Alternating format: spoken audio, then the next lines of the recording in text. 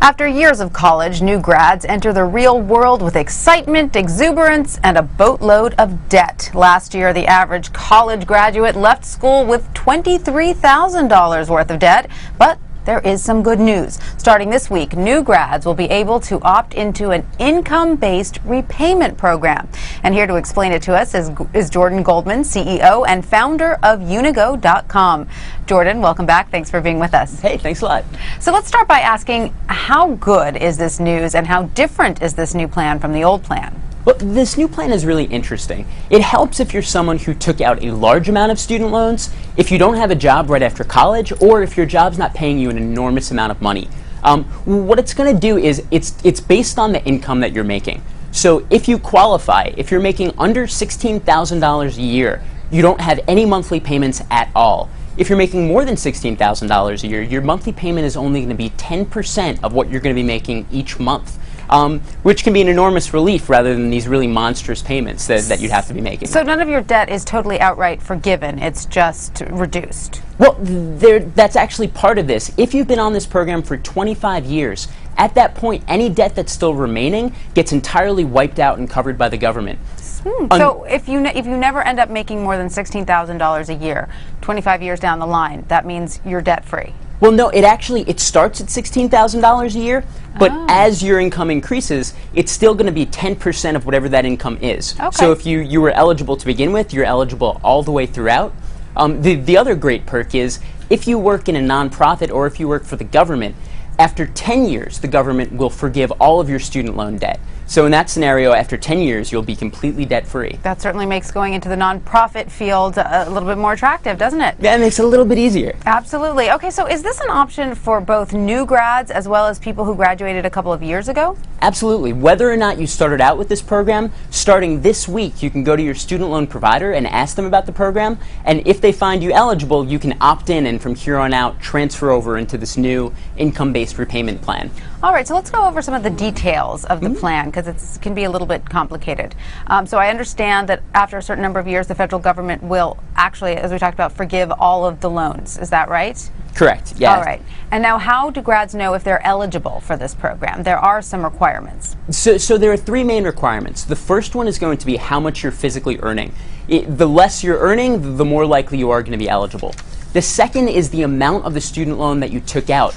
The greater the student loan, the greater your own debt and burden, the greater the chance that you're going to be eligible for the program. Okay. The third thing is the type of student loan you took out. So if you took out a direct loan from the federal government, a subsidized or an unsubsidized Stafford loan, you're going to be eligible. If you took out a Grad Plus loan, you're going to be eligible. Or if you took out a federal government loan through a private lender like Sallie Mae, you're going to be eligible. So in those cases, you may find that you go to your lender and this works for you. So what kind of loans would make you ineligible? If your parents took out a Parent Plus loan to help you pay for college, that's not going to be covered under the system. Or if you took out a private student loan, 14% of college students take out a private loan, that's not really going to help you either. The other scenario is if you've defaulted on your student loan. So if in 9 months' time consecutively you haven't been making student loan payments, you're not going to be eligible for this new program. So you have to at least be showing a good faith effort to keep up with your loan payments. Exactly. So that's very important information for parents to know, because I know a lot of parents are going to want to pay or help as much as possible with their children's college education, but in this case it might actually pay to let the kid take on as much responsibility as possible. Exactly. There are a couple things you still want to keep in mind though if you do opt for this program.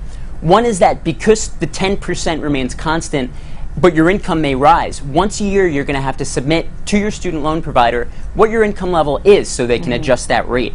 The other thing is you're making smaller payments month over month over month, which makes it a little bit easier on you, but it's also making the entire amount that you owe decrease that much slower, and interest is adding up on that. So you may find with this program, it's easier in the short term, but in the long term, you're actually paying a little bit more because you went through with it. All right, so let's say you qualify. What's the next step? The next step is going direct to your student loan provider, saying, hey, I think my circumstance means that I can be eligible for this new program, and they'll let you know if they find you to be meeting the criteria. So you can pretty much just go to your student loan advisor. They'll have all the information for you. It's not going to be tricky to figure this one out. Yep. All right, well, this was not the only exciting student loan news today. The free application for federal student aid, or as it's better known, the FAFSA, just got a little easier. Can you tell us about that? Yeah, the FAFSA is incredibly daunting. It's this 100+ question application that anyone who's applying for federal student aid needs to fill out, and then it helps you get more money for college.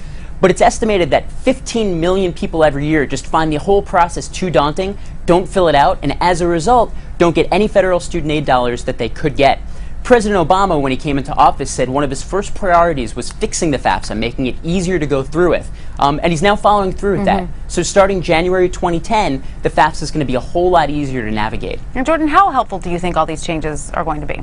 I think they're going to be really helpful. Some of the things they're doing is, instead of 30 pages of information you need to fill out, you're only going to need to fill out 10. The questions are going to be 20% shorter.